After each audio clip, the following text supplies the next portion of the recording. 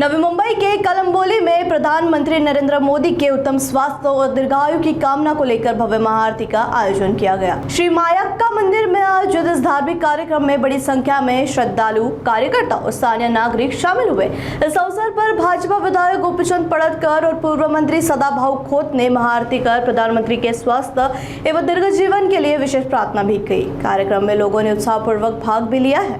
देशाचे पंतप्रधान माननीय नरेंद्र मोदी साहेब यांना पंतप्रधान पदी विराजमान झालेल्या दिवसापासून आज 12 वर्ष पूर्ण होत आहेत। एक तप पूर्ण झालेला आहे आणि त्यामुळे अखंड देशभर भारतवासियांच्या वतीनं मंदिरामध्ये प्रार्थना केली जाते की माननीय नरेंद्र मोदी साहेबांना दीर्घायुष्य लाभावं, नरेंद्र मोदी साहेबांचं आरोग्य चांगलं राहावं आणि त्यांच्या नेतृत्वामध्ये भारत दिवसेंदिवस प्रगतीपथावरती जावं यासाठी आमच्या सर्वांची कुलदेवी मायक्का देवी कळंबोली पनवेल येथे आज आम्ही आमचे नेते माननीय सदाभाऊ खोत, आमच्या इथल्या नगरसेविका मानवरताई, माननीय कातारताई, माननीय तुकारामजी सरक, माननीय आमचे मित्र माननीय विकासजी साहेब नगरसेवक, माननीय भगत साहेब, आमचे सभापती जयवंतराव, तानाजी मामा असे सगळी मंडळी आम्ही मोठ्या संख्येनं मायक्का देवीच्या चरणी नतमस्तक होऊन आरती केलेली आहे आणि आमची हीच प्रार्थना आहे की नरेंद्र मोदी साहेबांच्या नेतृत्वामध्ये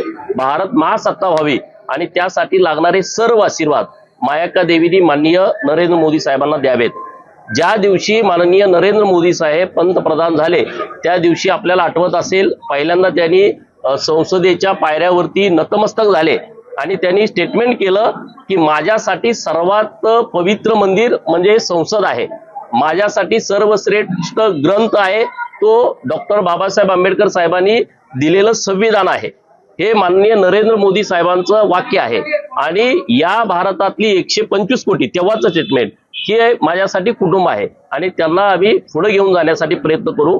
मोदी साहेबांच्या नेतृत्वात खूप साऱ्या योजना या देशातल्या गरीब लोकांना अपेक्षित ठिकाणी नेण्यासाठी जे जे करावं लागेल त्या योजना माननीय मोदी साहेबांच्या नेतृत्वामध्ये सुरू आहेत। आणखी चांगल्या पद्धतीने त्यांच्या हातून काम घडावं अशी प्रार्थना आमची मायक्का देवीच्या चरणी आहे।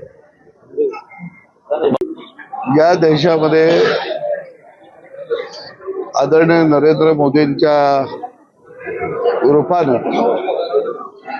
या देशाला प्रगती पथावर घेऊन जाणारे एक भव्य दिव्य असं नेतृत्व हिमालयाच्या उंचीचं खऱ्या अर्थाने या हिंदुस्थानाला मिळालं आणि त्यांच्या माध्यमातून भारत देशामध्ये एक विकासाचं पर्व सुरू झालं आणि ते पर्व सुरू होऊन आता एक तप झालं, 12 वर्ष झाली। मला वाटतं की तळागाळातल्या माणसाला बरोबर घेऊन सर्वसामान्य जनता हे माझं कुटुंब समजून आणि जनतेला विकासाच्या वाटेवरती घेऊन चालणारं हे असं उंच भरारी मारणारे हे नेतृत्व आहे।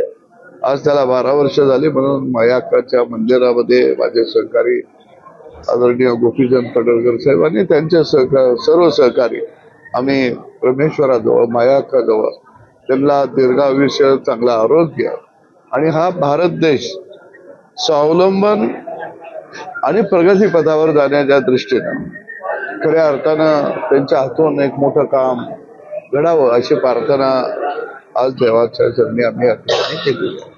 तुम्ही माजी मंत्री होता, कृषी मंत्री होता, आता शेतकऱ्यांच्या विषयावर नवीन पाऊल काय उचलणार शेतकऱ्यांसाठी?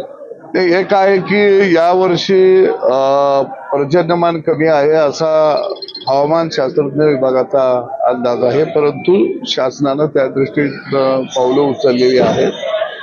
निश्चितपणानं कुठेही पिण्याच्या पाण्याची टंचाई येणार नाही, खतं बियाणं सगळं उपलब्ध शेतकऱ्यांना करून दिलं जाईल आणि केंद्र सरकारच्या माध्यमातून सुद्धा अनेक योजना शेतकऱ्यांच्यासाठी विशेषतः सिंचनाच्या योजना, दुष्काळ भागाला शेतीला पाणी देण्याचं काम, दुष्काळ भागातली शेती हिरवीगार करण्याचं काम खऱ्या अर्थानं या देशामध्ये 60 वर्षानंतर जर मोठ्या प्रमाणामध्ये कुणी केलं असेल तर ते आदरणीय नरेंद्र मोदी साहेबांनी केलं।